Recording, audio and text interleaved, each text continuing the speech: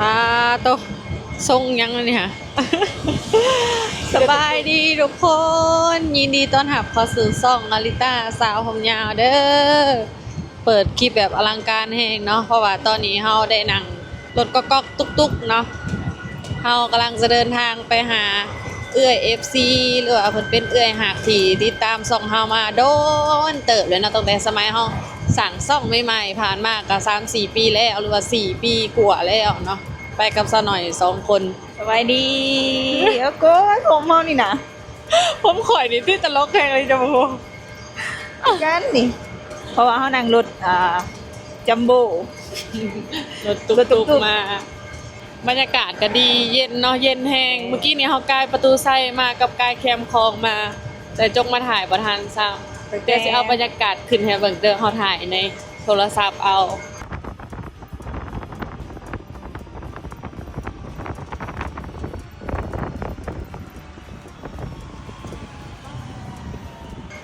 ตั้งแต่ยังว่าเหิดตั้งแต่อยู่ห้องอยู่คลินิก ตั้งแต่คลินิกไปพุ่นหรือว่าตั้งแต่บอลห้องพักไปพุ่นหัน15 ลักทุกคน แหน่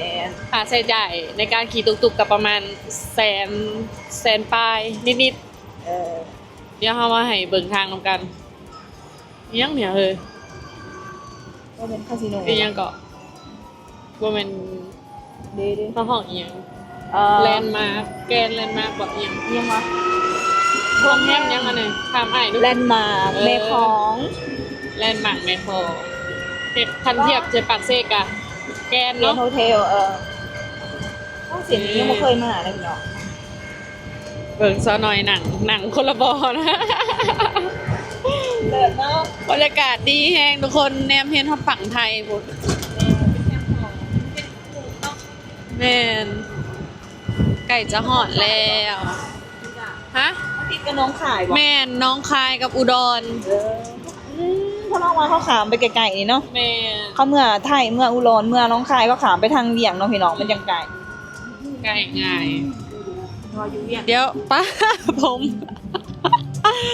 โอ้ยผมสวย ห่วยเขาเป็นตำรวจนะ ม่วนหั่นแหละขี่รถจักรเปิดเพลงขักอะไรเราอีกนี่บรรยากาศแคมป์คลองเนาะทุกคนม่วนอะไรอู้จักปองได้เบียร์เนาะ มาใส่ที่รู้จัง เห็นว่าทุกคนตู้แน่นคาเราเปิดเพลงขี่รถจักรเปิดเพลง เปิดบ้างดังๆหนึ่งได้เลยปะถ้าไปเจอกันญี่ปุ่นเอาทุกคนว่าสิเป็นยังไงสวัสดี FC อลิตาสาวผมยาวเด้อ คือใจหงนะทุกคน มาเจอกันแล้วทุกคนเอื่อยผลติดตามมาหลายปีเติบติดตามมาจากปีแล้ว3 ปีได้บ่ 3 ปีไป บ่จื้อประมาณนั้นแหละ คลิปแรกที่เห็นมันคลิปหยัง บ่จื้อแต่ว่า เห็นอยู่ใช่เอา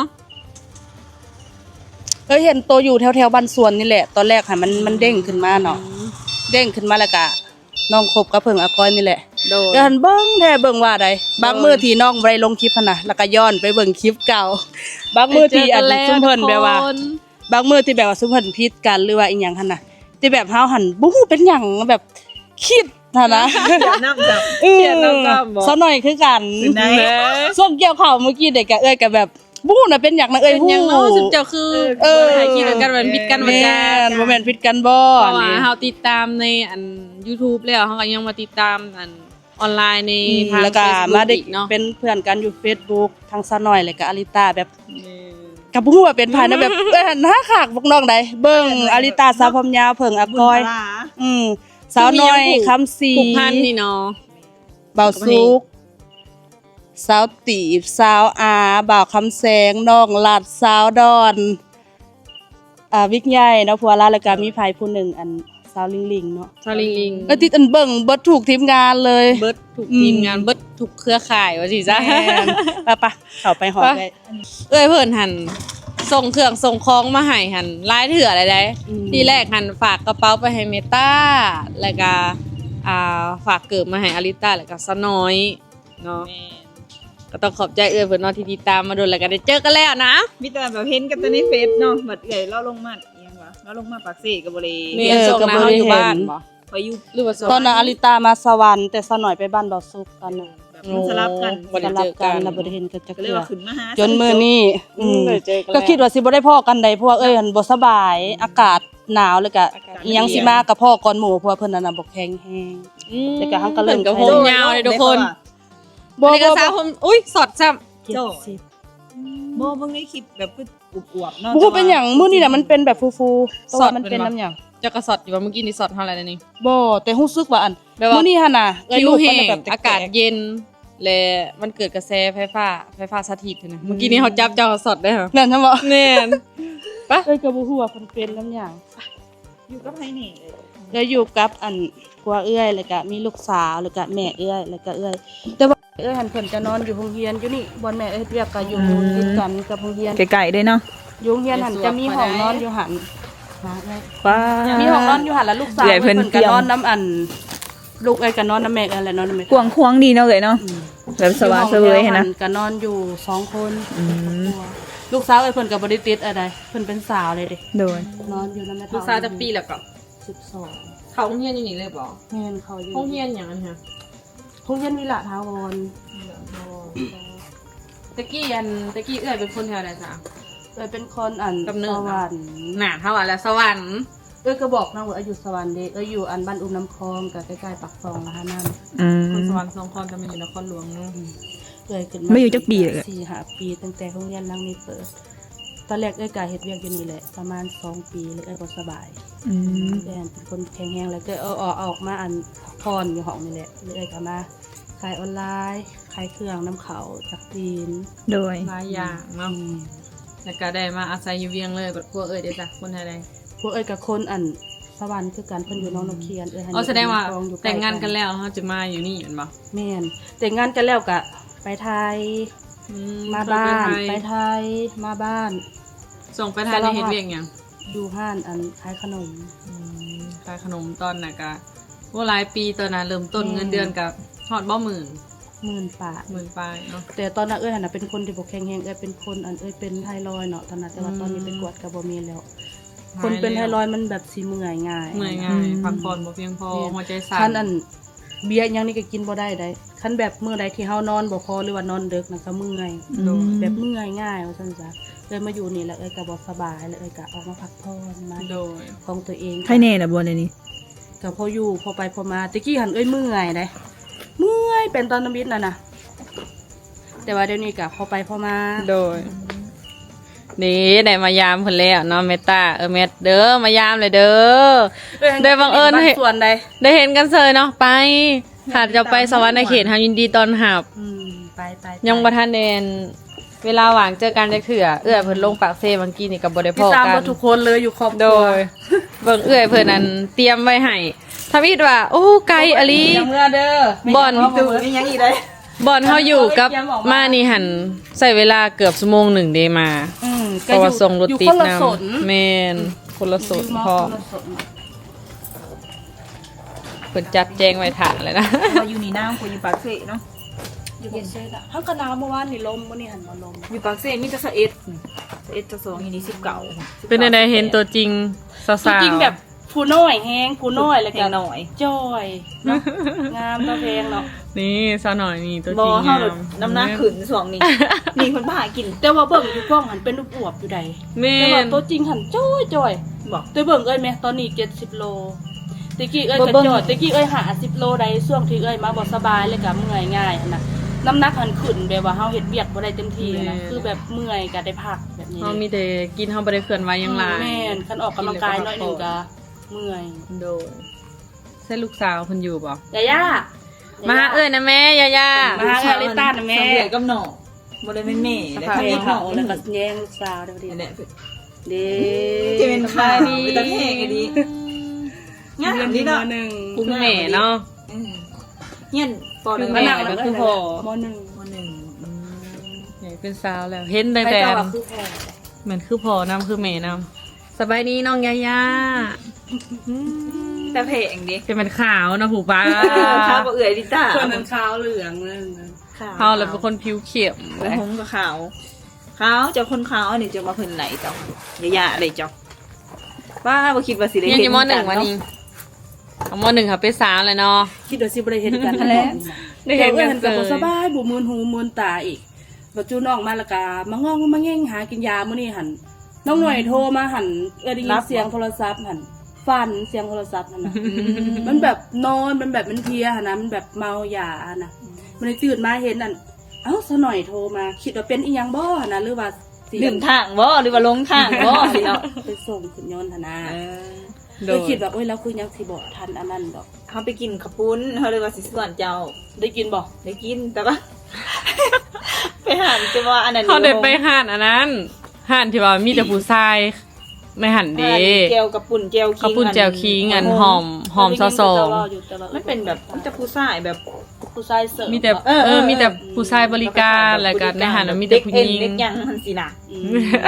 กับเขาไป2คนทำหูเนาะ ยังหัว ล อยู่ องเบิ่งว่ามันแม่นนี่เด้อเขาก็ เอาห่านพี่น้องเอาลงหันปิดนะห่านตัวใดสัก อันอีกห่านหนึ่งอะนะคะเบิ่งในตามโลเคชั่นซื่อ เขาปิด ๆเพราะว่าห่านใดที่มันไกลที่สุด จ้อยเนาะ เพิ่น จ้ จ อ อย ย ล ล ง ง สูง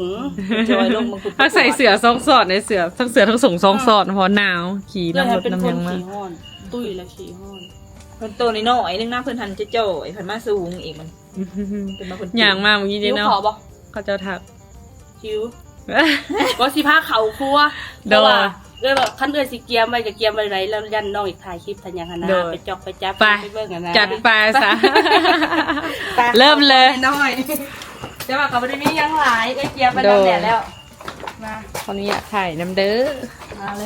ยห้องน้อยๆ อื เนี่ยนะ ม ได้มาห้องอยู่ในหันเป็นห้องผ้าเลยกันใส่เครื่อง โดย นอนอยู่เนาะ เขาใครเข้ามาก็เป็นบ่อนนอนเล เป็น ย บ่อนนอน แล้วก็มีห้องขัดเนาะ แล้วก็มีห้องผ้าอยู่ โดย แล้วเอาเครื่องมาอยู่นี่ เป็นห้องขัด อันนี้ เนาะ เป็นครัวเปิดไฟอันนี้แจ้งปะ แจ้งมากอุ้ย โทรศัพท์เลยนะใส่เกิดไหมนะ เห็นเพิ่นนะถ่ายคลิปแกงน้ำไม้เห็นหน้าเห็นนี่หั่นนะ อยู่นี่บ่ ใส่เวลาโดนบ่ตัดคลิปแบบนะ โบ้แจ้งเนี่ย ประเทศเป็นได้ตัดคลิปอีหยังหันเฮาว่าอู้คักได้เฮามักขนาด มันยามฝนตกฝนยังมันบ่พาเข้ามาบ่ซะนี่ โบ้มาพาตะกี้ราคามันฮอตหนีได้ด้วยหันหาผามา เอ ใส่ อแม่มัน คือแบบว่าอยู่ไซกะกับอยู่คือแบบเฮ็ดอยู่เพื่อนตัวเองอะนะ เติมเฮาแซกเติมใช่เนาะเดี๋ยวเฮาอยู่เฮือนเฮาเองเนาะจะดีกันเนาะ เสาร์อันเดือนเท่าใดอยู่นี่ค่ะ เดือน600,000 เดือน600,000ก็พออยู่เด้เนาะ 100,000มาขึ้น600,000 เพิ่นบ่ขึ้นอีกที่เบิดปีนี้ เมื่อปีนี้คือว่าได้เงินแววๆว่า1800,000 นานห้องเฮาก็สิขึ้น900,000จาก700,000 สิบ่ได้พาน้องอยู่ ซื้อดินแล้วก็ปุกตูบอยู่ เฮาก็ได้เซาแล้วก็เขานั่งเขาไฟตะกี้ไอ้ก็ว่าสิเฮ็ดเพื่อนไปเลยหรือไอ้ก็เลยว่า อันดินจะอยู่แถวใด อยู่อันตอนคาซ่าอยู่ใกล้ๆนี่เด้เดี๋ยวไอ้ก็เลยว่าคันเฮาเฮ็ดเพื่อนแล้วเฮาสิมาหาเงินซื้อรถทางเงินน้ำหลังขนาดเนาะแล้วมันก็สิ อย่างว่า เว อย่า ลาง เอ้ยก็เลยว่าตั้งเช้าไว้เขานำกลับไปเอ้ยจะมาซื้อ ส่วนไรเขาก็บอกอยู่ว่า แล้ว ถ้ามีเงินก้อนนั้นบ่ให้เฮ็ดบ่ฟ้าวเฮ็ดเงินให้เอาเงิ แม่ น ว่า มา บ่ ล ล ง ง ทุ ทุ น นกับพอได้อยู่หั่นนะ อยู่นี่ก่อน เฮาบ่ต้องไปโปะใส่บาทเดียวอะสิจ้ะ เอาเงินมาลงทุน คนสมมุติเฮ็ดเบิดปึ๊บกับโจโลอยู่ได้บัดนี้บัดเทื่อสิหาได้หั่นนะ แม่น เอ้ยก็เลยพากันตัดสินใจกับบ่เอ้ยก็เลยว่าซื้ ตัวใดพออยู่ก็อยู่ เพราะว่าบ่อยู่เฮามีอยู่แล้วเฮาก็จึงค่อยเฮ็ดไปนะเหมือนได้ดูแต่แม่อยู่เห็นเนาะ ใช่มายืนไก่กับแม่เบิ่งฮะ สามเมต้องเมแล้ว ไม่สำกันแล้วผมยาวอ้าวตัดเลย ได้ เนาะ ตัดมื้อนั้นเด้ เออนั่นแหละ เพิ่นหันผมเพิ่นร่อนแล้วเพิ่นหันเป็นคนอันแม่ตัดให้มื้อนั้นเด้ สภาพเขาคือจืดๆแต่ว่าตากลมมา เนาะจืด เอ้ยจะจืดถ้าก็เศร้าค่ะ ป้าเริ่มเลย มื้อนี้ก็สิเฮ็ดจุ่ม ทำอะไรกินคะ กระด้างห มื้ อ อนี้ก็สิเฮ็ดจุ่มสัวที่ตากินแล้วกัน นี่ใบดีเลย แล้วสิ แล้ว เลี้ นี่ ยงลูกซีนสบายดี บอกคำสีบันพินอยู่ไสอยู่ห้องนะวะ สบายดีแม่ เบิ่งกระเป๋า แม่ ได้ ได้ เล แม่ ย ได้ทางไหน ฮะ เฮ้ยอยู่ทางหน้าบ่ถือไผเอิ้นเด้ได้สิอัน แม่น มีจุ่มมันได้ซื้อมาแต่เมื่อคืนนี่แต่ว่าไปแช่เป็ดไว้ ให้กินเขา พอได้ยินว่าเอิ้นน้องสิมาหาน้องไอ้ก โด อก ย น้อง โอ้ เพิ่นก็ กิ ซื้ น อมาเลย กินจุ่มกินซินดาดแมันบ่ ตอนแรกอลิตาเพิ่นสิไปหาโมอีกบอลนึงเอ้ยก็เลยว่ามาหาเอ้ยก่อนอย่ามาตามแต่หัวไอ้เกียวไปด่าแล้วมีแต่อัน ไก่สำได้กลับมาเนาะ1ซีน หนึ่งซีนนะคะเสียบกัน ตะกอนจ่า2ชั่วโมง สินดงสินดาสินจุ่ม อัน เราก็เฮ็ดกินไปแล้วก็ ย้ำจีน โดย คือน้องมักประมาณนี้ค่ะนะ โอ้ยถึกใจซะน้อยได้หายำจีนได้ค่ะ กับ 43 แล้วดอกนาแดงยังก็ว่ากันไป ขี่รถหา14นาที 54 ค่ะ ที่ถึงว่า43 หา14นาที กับชั่วโมงนะได้ เกือบชั่วโมงหนึ่ง ชั่วโมงหนึงโอเคให้กินก่อน มาเริ่มเฮ็ดก่อยกันกับ เสียบปะ มาจ้าล้างมือกันค่ะ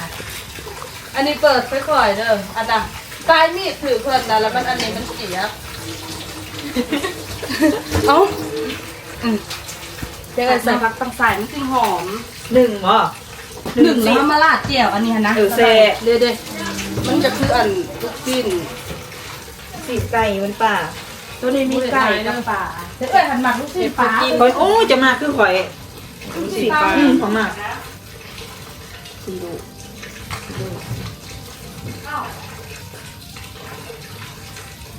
มื้อเช้านี่อันคือแบบไปซื้อผักตั้งใส่มาอยู่เด้ เหมือนจะได้สงสัยหอมๆเลย ลูกชิ้นหนึ่งเขาบอกว่าได้กินจะไล่กินลูกชิ้นทอดมันๆเนาะ แฟนมากกับจีเองแต่ว่าอยังนี้เข้าวันนี้เห็ดดีคือเป็นจีเขาก็เป็นคนหนึ่งเนี่ยเดือดเป็นสะอาดพี่น้องแบบ ตั้งใส่นะ เมื่อไปจัดการใหม่ก็ของข่อย ฮะ เมื่อไปจัดการ เดือดแล้วแบบ บอกว่าหันขั้นเมี่ยนแบบเกี้ยงๆเลยจ้ะแบบคือว่ามีความสุขจากในหมู่แล้วก็ เมี่ยน เลยเห็นเนาะมันโลง แมน เมี่ยนแล้วก็แย่งพร้อมเลยหั่นน่ะ ก็ใครแต่ว่ามีของทานยังทันสะดวกอยู่กินมีของครัวทำหลัง แต่ว่าของสาวสมมติว่าติมีแต่สับหัน มีบอลอันนี้ด้วย มันบ่สะดวกที่จริงเขาเห็นอยากหาบอลใหม่เลยแต่มันหายาก เดี๋ยวมาถ่ายเลยเบิ่งกัน เดี๋ยว เลย เดี๋ยวเขาเห็ดก่อนนะทุกคนมันจะยาวพอแล้วมั้งเลยกินบกินเบอร์แล้วจะมาเสียบมาหนึ่งใหม่กันเลย เสียเบิร์ดดูเลยนี่เบิร์ดใหม่นี่เราจะกินเขาเละนะคะ ถ่ายได้เบิ่งหั่นนะเสียดายอลิบ่ได้การนำเนาะ อะไรคนที่หิวนะมาแล้วเนาะหิวสโลมมา อลิเป็นภาษาอลิขึ้นมา ได้ เรื่อย มีคากบคายังของเพิ่นอีได้ ตากล้องขายาวเลยเห็นหมูถ่ายเห็นก็เจ้าถ่ายหั่นนะคือแบบไว้ถ่ายหั่นแหละเบิ่งกับเจ้าแล้ว ก็ ก็ ขาด ถ่า ใจ ย จะเห็ดค่ะเรายังเห็ดว่าได้ได้คิดแบบเจ้า มันหลายขั้นตอนไม่เห็ดเธอละอ โบ ย่าง อลิต้าง่ายได้เดี๋ยวไปเลยเสียเอาอันนี้เอาพักอันนี้ลงอันทั้งลุ่มเลยก็ลงกลางๆนะคนสิได้หอมแบบห้วนๆจะเป็นได้แล้วใช่ไหม หอมดิ ยังบ่ทันสุก ทุกชิ้น อันนี้ได้สั่ง ทำ ไล่ มา เหร เหร อ ออัน จะใส่จานหรอ ชอบใส่สวยเอาปะ ใส่ยังก็ได้ ใส่สวย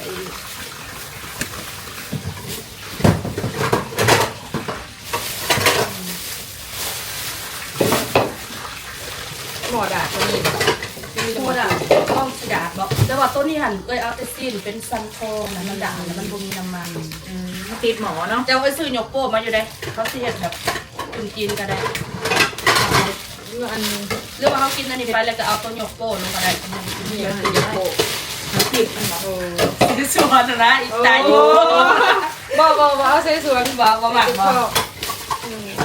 มันกินแต่ยำก็พอแหละสักก็ได้ เนาะสะอาดสะอุ่ม อันมาเตรียมไว้ก็เลยว่ายันไปลองเป็นยังไง รู้สึกละลาย เพราะว่า3 โล ยังเป็นยาเลยอ่ะ 2ถ้วยเหรอถ้าเราคนโบราณบ่ฮู้ว่าน้องลงก็สิมากินน้ำบ่เดือนสุดท้ายยังความไม่จังวนกินเป็นแบบนี้ อันจังหวัดอ้ายจะมาเราออกไปเกลือหมูแล้วค่ะกลับมาไปส่งเทียน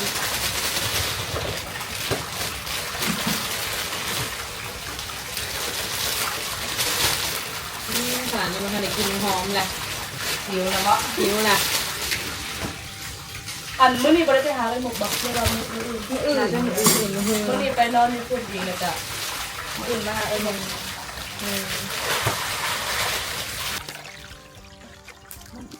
ไอ้นอโทรมา ำนิดหน่อยอันนี้กินได้บ่ทำนิดหน่อย ทำนี้หน่อย แม่เพิ่นทันเลิกเวียก10:00 น ทำนิดหน่อยอันนี้กินได้บ่ทำนิดหน่อย แล้วเดี๋ยวนี้เพิ่นก็ได้เข้ามาเฮ็ดอยู่นี่แหละ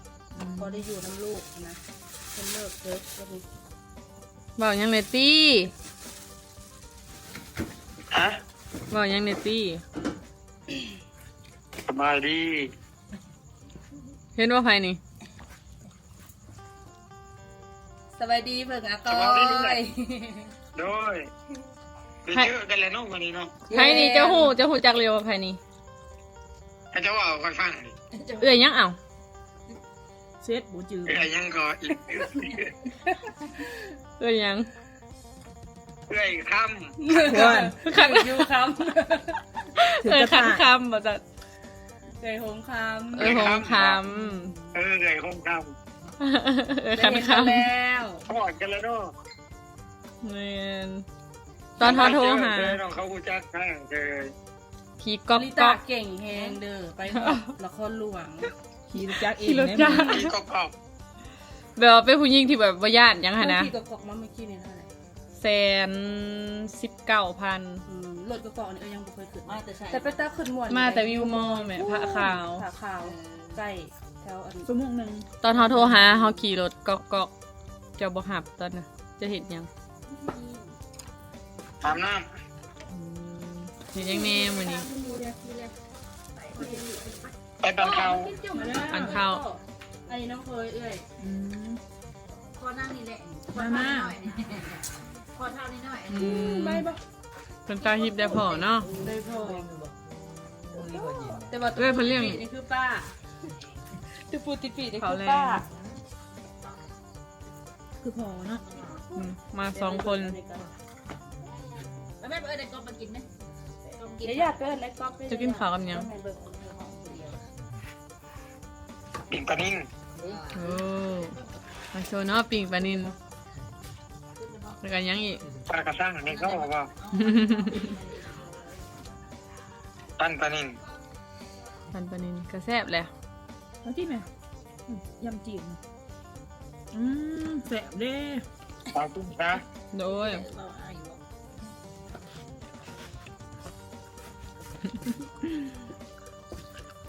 ะ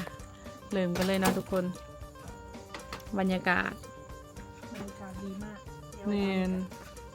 โอ้ยอยากได้ห้องแบบห้องสาวแบบนี้เนาะ คัก โทรหาเมตตาก่อนเนาะสวัสดีค่ะ กำลังสิไหวพระ ผู้บอก ไป เขา ดี ผู้บอกเขามาอยู่ใส่นี่ นะ ผู้บอกเขามาอยู่ใส่นี่ อยู่เฮือนไทยเจ้าอ่ะ ไอ้นี่ สบายดีแม่ตา เงิน สบายดีลูกสบายดี ลิต้ามาขอดูเด้อ อืม เป็นเฮ็ดซิจุ่มสุ ขอบ กิน ใจเด้อที่ต้อนรับน้องเด้ โอ้ อย ยินดีต้อนรับ เด้อย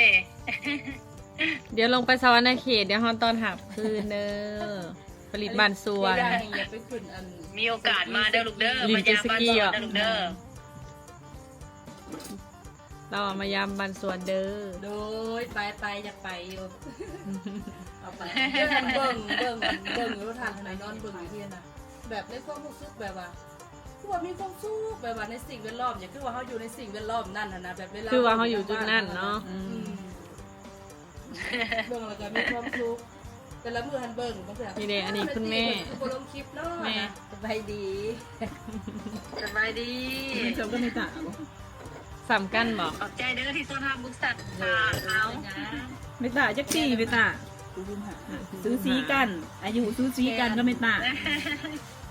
แม่เนี่ยเราถูก โดย กำลังไงนะ ผัดไปช้ำ กำลังสิไหวพระแต่ดอกกำลังสิไหวพระ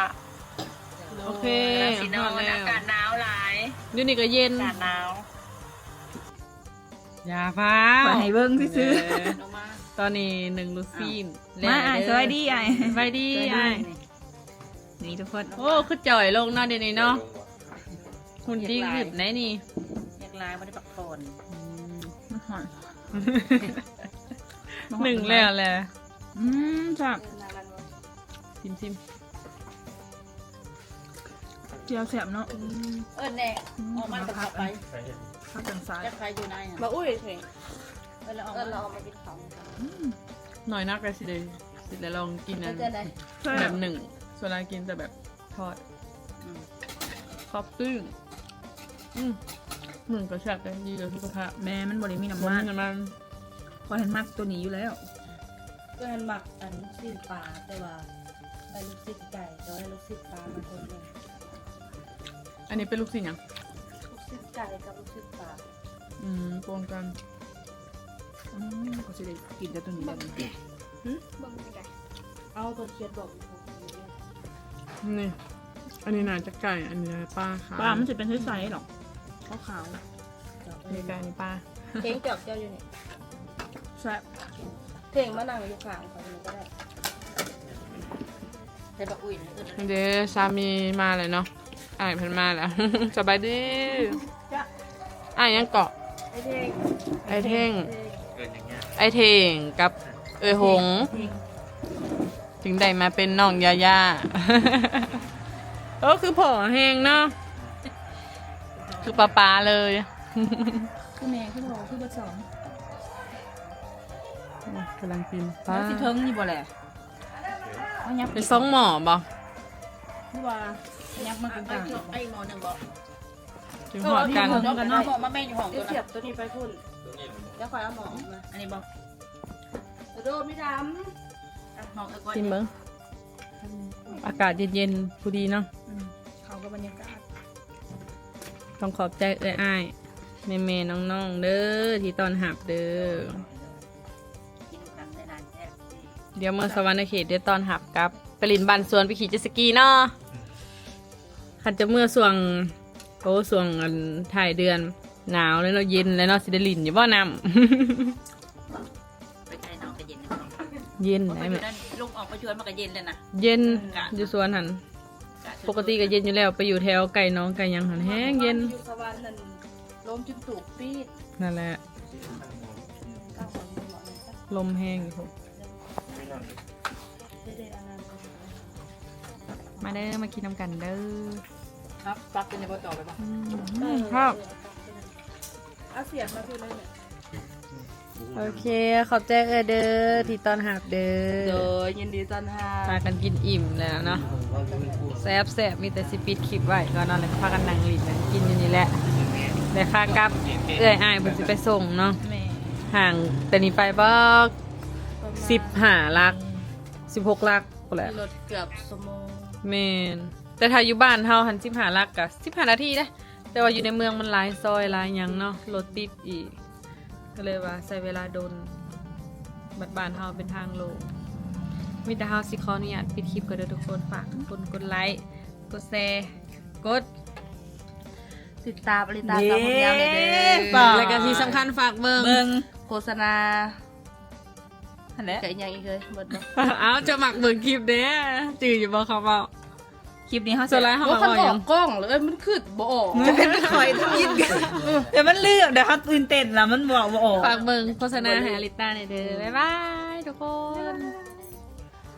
บ๊ายบายแม่ เอา กับ ขนาด ยา มองมาอันนี้อยู่นี่เด้ บ๊ายบาย บ๊ายบายยายา บ๊ายบายกันเบิดนี่แหละ